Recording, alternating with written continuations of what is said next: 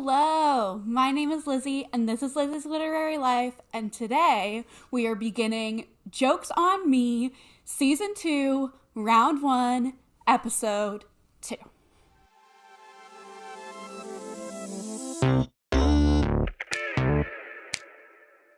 Okay, so welcome to Episode 2 of Jokes. I said the whole spiel in the intro. But this is a game, my TBR game that I'm playing in 2026, stolen from Bailey from Is Bailey Reading. She played this game for a couple years and I loved it, and I have co-opted it as my own. If you did not see episode 1 of this round, I'll link it up there, and I would recommend checking it out. I explain the game, and also we kind of get started in that episode. So yeah, if you're here, you probably know what's going on. So I'm just going to roll the flips. Jokes on Me, Season 2, Round 1, Episode 2, Flips. Let's go. Our game piece today is this button, and we are on this space right here, sequel of choice. In the corner, hopefully you can see. We are on sequel of choice. We are trying to get back to here, which is mood read, the bottom right corner. And we're gonna do 3 flips. Let's go. 7, jump across the board. I believe that brings us to start a series. Okay, interesting. Start a series. Ace, I believe that's just move 1. Random owned. Start a series, random owned. And 3, we do all 3 prompts. So we got a lot of movement, but also a lot of books. We've got Friends Fave, New to Me Author, and 30 by 30 Fiction. Lots of books in this one. Okay, let's go.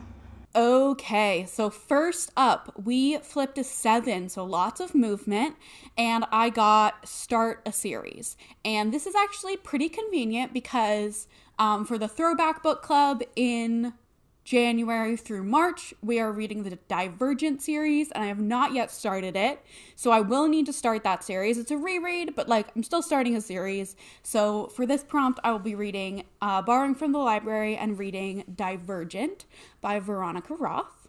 And then I flipped an ace, which is move 1 space, and I got random owned, which I'm just gonna roll that clip of me picking my random owned book.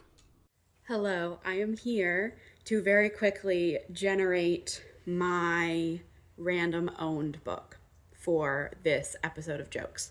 At this moment, I have 51 books on my physical TBR, and this could go a lot of different ways. It really could. So we are going to random number generator, 1 through 51. Do a test just to make sure it works. Okay. Make sure you can see the number. 3, 2, 1, generate. 24. Let's see what it is. I'm nervous. Okay, what spreadsheet? This spreadsheet. Number 24. Oh, this is not bad. Number 24 is The 7 Moons of Molly Almeida by Shehan Karunatilaka. I've been wanting to read this one. I'm excited to get to it in this video. So as you saw, I got The 7 Moons of Molly Almeida, which actually, let me see. A Wonderthon player gifted to me. So during year 1. So thank you so much to Lobin from Wonderthon. And I have not read it yet, but I will read it now in this video. I don't know much about this book. Columbo 1990. So we'll see. I'm excited about it. I love this cover. I know actually Ruby was really excited about this book and read it and didn't like it, but that's okay. I'm going to give it a fair shot. We'll see how it goes. And then we flipped to 3, so I got 3 prompts, and the first one was Friends Fave. Now, Friends Faves is a project that I've done the last several years with some of my close friends, where we each put together a list of our favorite books from the year, and then in the following year, we each read one from each person's list. I wanted to get these done throughout the year rather than waiting until the end of the year, so I put a couple Friends Fave spaces on my jokes board, and the book I've chosen to start off my Friends Faves journey for 2026 is one of Danielle from Danielle Reads Faves, and that is We Could Be Rats by Emily Austen. I am so excited for this book because I loved Everyone in This Room Will Someday Be Dead by Emily Austen. I gave it 5 stars in the year I read it, and I did really also enjoy Interesting Facts About Space. I didn't love it quite as much, but I did really enjoy it. And I just am so excited to read this one. Danielle's raved about it, and I do feel like me and Danielle often have overlapping thoughts about books. We don't always have those same thoughts about the throwback books, but that's okay. I'm really excited to read this, and I will in this vlog. And then the next prompt we got for the 3 was New to Me author. And for this, I picked the Shelf This book club pick for January, which is All at Once by Katharina B., picked by Michaela. The Shelf This book club, I've told you about it a million times. It's Bailey's book club. Different people pick every month. This month it was Michaela, who is just Martine's twin. And this is a romance. This is probably the first book I will be telling you about because, yeah, you'll see. Stay tuned. And then the third prompt we got from the 3 was 30 by 30 fiction. I have a bunch of 30 by 30 spots on this board. That's my 30 books to read before I turn 30 list, which I really got to get moving on because I'm almost halfway there, and I'm not halfway through the list. But my 30 by 30 list, which there's a video about it, I will link it up here just in case you want to know what's on that list. It's changed a tiny bit, but not a lot since I made that video. And it's split into 3 categories: nonfiction, classics, and fiction. And the fiction portion of the list is actually the longest because they're 10 slots each, but some of the fiction slots are taken up by series. So there's actually more than 30 books on my 30 by 30 list. All that is to say, for 30 by 30 fiction, I will be reading Dragon Haven by Robin Hobb, which is the next book in the Realm of the Elderlings. So the Realm of the Elderlings is one of the 10 fiction slots on the 30 by 30 list, and this is the next one I have to read for that slot. Very far along in the Realm of the Elderlings, second book in the Rainwild Chronicles. I didn't love the first Rainwild Chronicles book as much as I have loved the other series in this saga, but I'm optimistic. I love Robin Hobb's writing, so we will see how this goes, and I will keep you posted. And then finally, we have a My Choice pick for this episode. And for my Choice, I decided to go with my TBR Spin book. TBR Spin, I do so many things.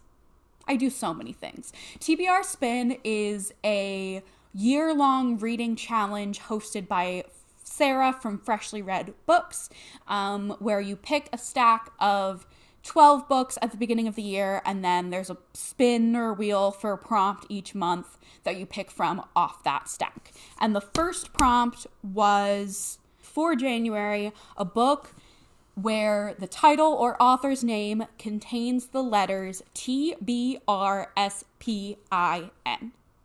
I guess it didn't have to contain all of those letters, but I think I have most of them on this book, which is There Are Rivers in the Sky by Elif Shafak. I loved The Island of Missing Trees, which I read a few years ago by this author, and I'm really excited to get to this. I don't know anything about it, but I assume it'll be like literary, maybe historical. Yeah, historical. Goodness, I'm so excited. So stay tuned for when I read all of these books. It's a lot of books, might be a long video. That's okay. Okay, hello. It is high time for an update. I have 3 books I'm going to talk to you about in this update. We are going to start with All at Once by Katharina B., which was my new to me author pick for this episode. And I will be so honest, I am never going to read from this author again. New to me author, done with this author. I DNF'd this book at 36%. This book, I don't know if I said this in the intro, but this is the Shelf This pick for January. And my friend Danielle read it before me, and she was like, warning, this is bad, right? And so I decided to listen to it on audio because, I don't know, just to get through it. And because I do want to, like, I have it for this episode, so I have to try it, and I do want to read all of the Shelf This picks this year. And I started it, and I was like, oh my goodness, this is not good. Let me tell you what it's about. It's a romance. It's about this, we have this main character who is like, she's 25, but she's never had her first kiss. She's like very like inexperienced, very naive, which those 2 things I don't think necessarily always go together, but like in this case they really did. She was extremely immature and naive in the way she was written. And I like that concept of like exploring not older, but like not teenager, but also really inexperienced with romance and stuff main character. I think that's great. I think that's really interesting. However, she sucked. Like, she just was so annoying.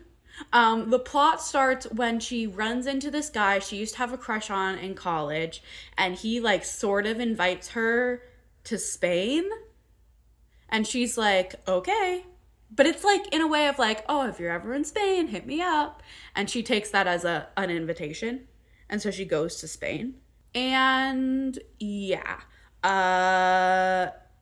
he's like kind of weird and annoying, so she ends up, well, I don't really officially know because I didn't finish it, but she ends up falling for his best friend, who like, they have like she bumps into him and spills drinks, so it's like drinks on him, so it's like an enemies to lovers, but like, it just was bad. I was going to push through, and then I talked to Bailey, who is the host of Shelf This, and I was like, does it still count for me to have read all the Shelf This books if I DNF this one? Also, do DNFs count for jokes? And she was like, yes, DNF. Everyone was telling me to DNF. So I did. And I will not be returning to that book ever, or that author, because it just was bad. Michaela, Martine's twin, is the one who picked this for Shelf This, and thankfully she also hated it, so everybody hated it. It is, I think, the lowest rated Shelf This book that we've ever had, so that's really cool and exciting. And I'm not going to talk anymore about that one. We are going to talk next about Divergent by Veronica Roth. I wanted to do a midway update for this one, but I ended up reading it in like 2 sittings. Like, I read it super fast. This is a pick. This was my start a series for this vlog, and it also is the January pick for the Throwback Book Club. Some history with this series. I think I read this series for the first time when I was like 11 or 12. And because I know I read the 3rd one when it came out. Like, I was waiting for the 3rd one to come out. And I loved this series. I thought they were so fun, so good. And honestly, it kind of held up. Like, I had a good time reading it. If you're unfamiliar, the premise is so silly. Like, the more I describe it, the like sillier it feels, but like, it's silly, but like in a fun way. Basically this world, it's like a dystopian future where there was like a big war, and to solve the problems caused by the war, people are separated into these 5 factions, which are based on personality traits. So it's like, There's abnegation, which are the selfless people. Dauntless are the brave people. Candor are the honest people. Amity are the kind, peaceful people. And erudite are the smart people. But it's not just that. It's that every single person in this world, with some exceptions, which we'll get to, has only one personality trait. It's not like this is your most prominent personality trait. It's like literally that's your personality trait. Because people who have more than one personality trait and don't fit neatly into one of these boxes are called divergent. And they are like genetically different. They're like dangerous to the society because they don't fit into one of these boxes. So very silly premise. We're following our main character, Triss, who finds out really early on that she's divergent and she is from abnegation, but she chooses Dauntless. And then we're following her through Dauntless initiation and like kind of exploring the flaws in the setup of the world. I had a really good time. It was really nostalgic for me. I thought it was fun. I thought it was competently written. Like there were some plot things that didn't totally make sense, but like not in a way that took me out of the story. And I had a really good time. I gave this 3.5 stars because yes, I had a really good time. Is it good? Not necessarily. Not necessarily. Like people always compare it to the Hunger Games, and I think that's not quite fair, but I am going to do it. The Hunger Games has so many like wider overall messages that like are really strong and like theming that's really strong. This book does not have that. There are not really themes in this book. It's just like a silly fun dystopian, which like is fine. But it's not like a masterpiece by any stretch of the imagination.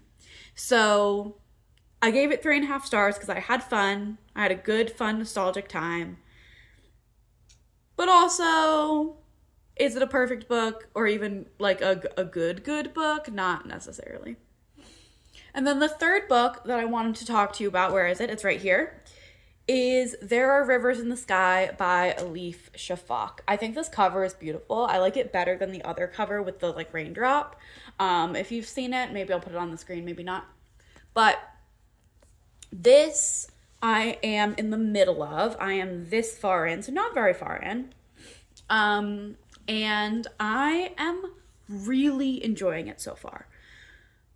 The way I'm going to describe it is that we are following multiple perspectives in vastly different times throughout history.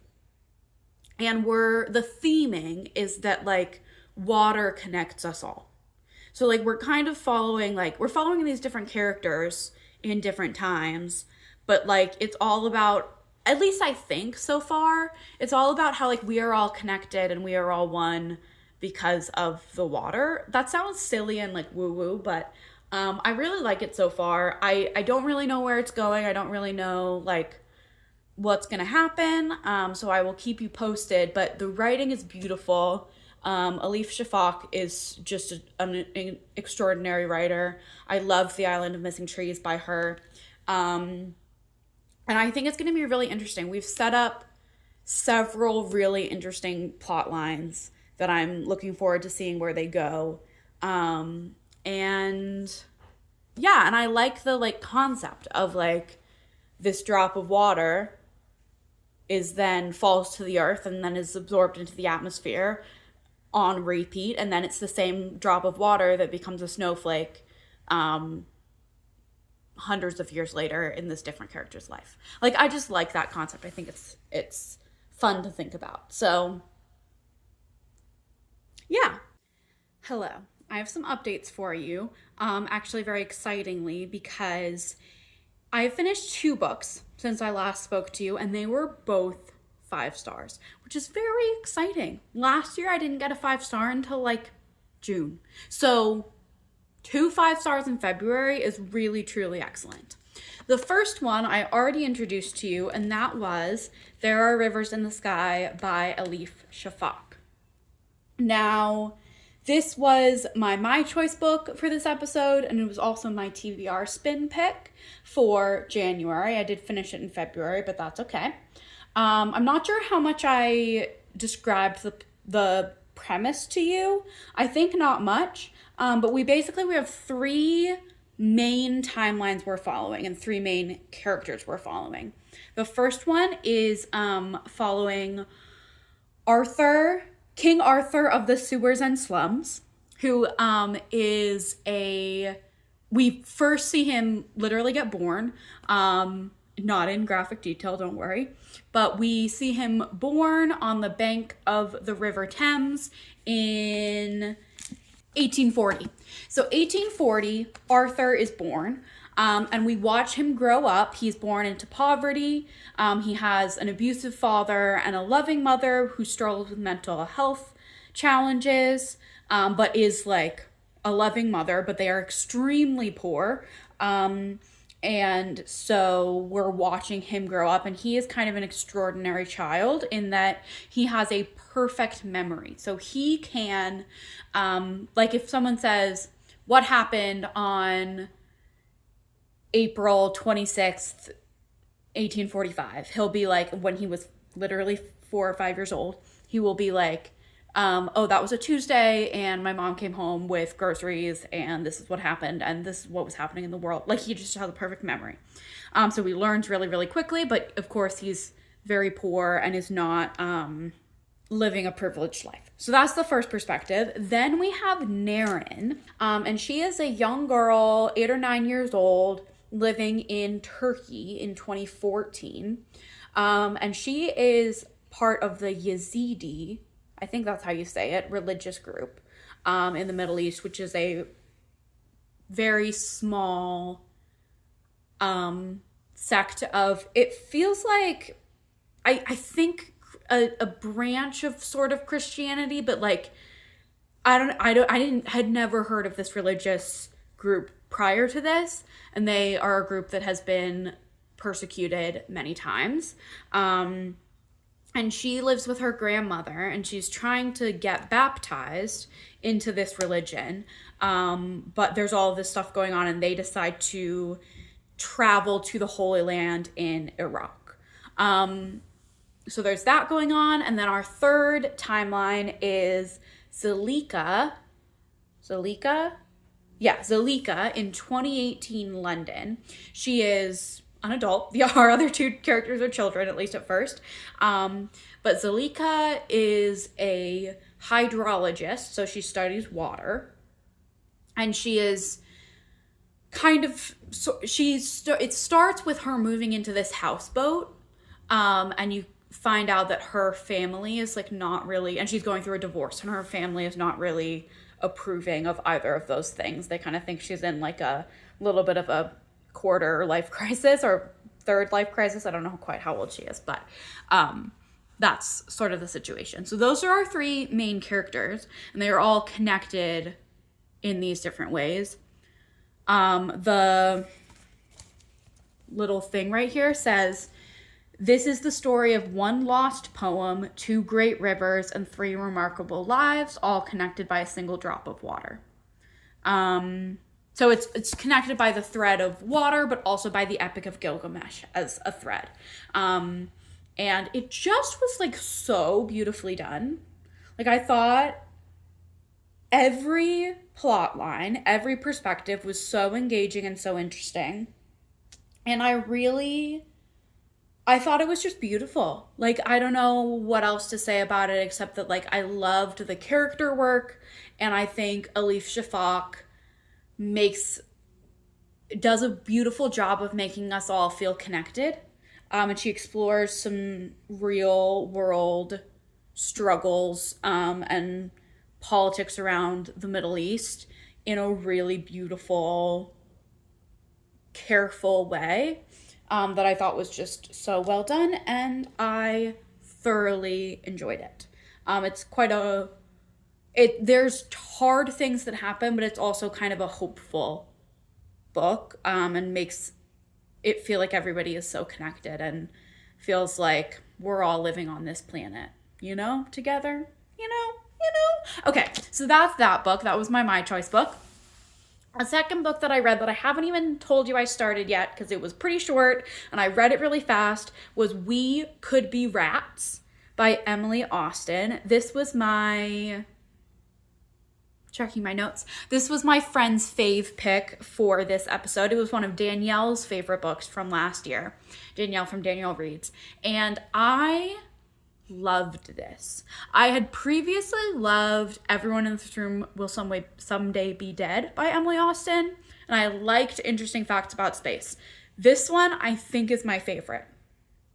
We're following, well, it starts off, it's going to sound like a really depressing premise. I promise it's not an overall depressing book. But it is depressing and feels hopeless in places. But I also think there's a measure of hope in it as well. We're reading this girl, Sigrid.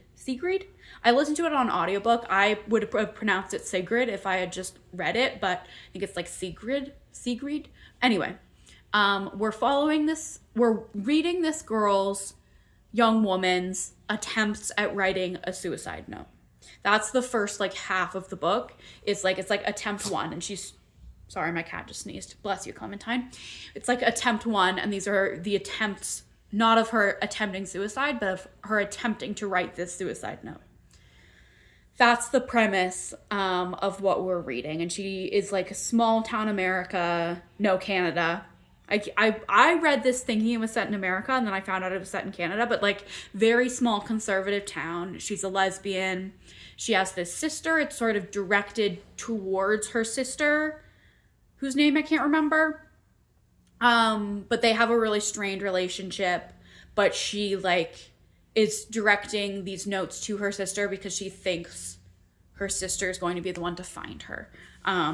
So really heavy premise, and there's definitely content warnings there around suicide and suicidal ideation, and this sort of, it treats suicide in a really cavalier sort of lighthearted way. And there's actually an author's note at the beginning that kind of explains that.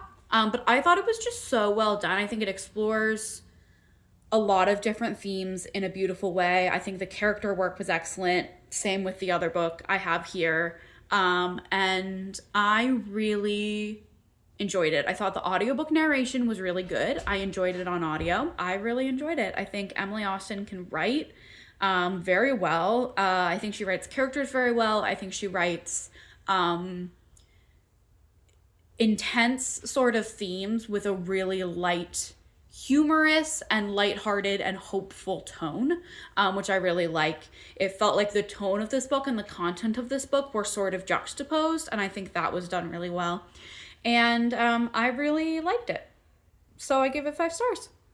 And yeah, that's what I have to say about those 2 books. Left for this vlog, we have 2 books left. We have Dragonhaven by Robin Hobb, which I have started. I read the first chapter, I think. Not too many thoughts about it yet. And also it's a sequel way long into a series, so not sure how much I'm going to be able to say to you about it plot-wise, but I just love Robin Hobb's writing. I just eat it up. And then that's for a 30 by 30 fiction space. And then we also have my random owned book, which is The 7 Moons of Molly Almeida. I am about to leave for a little vacation for the next week. I'm going to a little cabin in the woods with my wife for a nice little getaway. And so when I next update you, I probably will not be here on this couch, which is good because I'm always here on this couch. And yeah, that's all I have to say. Enjoy the rest of this video and also your life. Okay, that's all. Bye. Hello. I did tell you at the end of the last clip that in the next update, I would not be on my couch. And that is true. I'm not on my couch, but I am not at the cabin. I did have a wonderful time. I filmed nothing. But while I was there, we did a lot of relaxing and reading and playing games and stuff. And I did read almost the entirety of Dragonhaven by Robin Hobb. Now, there's not a lot I can tell you about this with it being so far along in the series, but I will tell you I enjoyed it. I liked it better than the last one, but I still only gave it 3.5 stars. I just am not as connected to these characters as I was to the characters in the other trilogies. And I don't find the plot with the dragons as compelling for some reason as I find Robin Hobb's plots generally to be. And her books are not super plot driven, they're not super plot heavy, and that's usually fine. Like, I usually love it. But I just somehow am not enjoying all of the journeying with these characters that I don't particularly care about. That sounds harsh. I did enjoy it. Robin Hobb's writing is so addictive. It's so readable. Sorry if you can hear a crunching from a cat. It's snack time. But yeah, I enjoyed this. I liked it. Not my favorite Hobb by a long shot. And that's all I'm going to say. If you have not read The Realm of the Elderlings, I do highly, highly recommend it, starting with Assassin's Apprentice and the Farseer trilogy. I think Robin Hobb is brilliant, and I'm sure you've heard of this series before. But if you haven't, here's a hearty recommendation. And then the final book I had to read for this video was The 7 Moons of Molly Almeida. And you will see there is still a bookmark in it, because I have decided to soft DNF this book.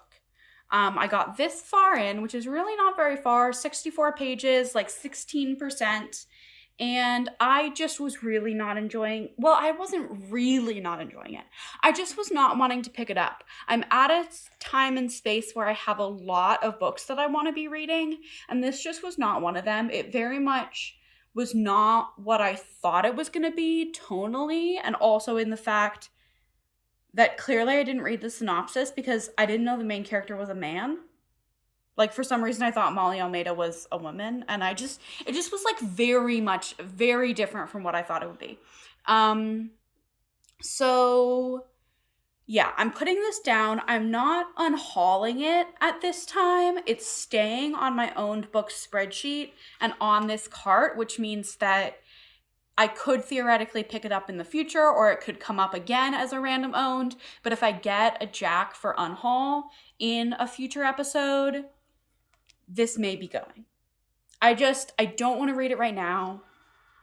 I'm going to sit on it and see what I think about reading it in the future. But for now, this is a no for me, which sucks because it's a gorgeous book, beautiful cover, and I really wanted to like it. But it doesn't help that Ruby also DNF'd this book, and so she was like, yeah, it doesn't get better.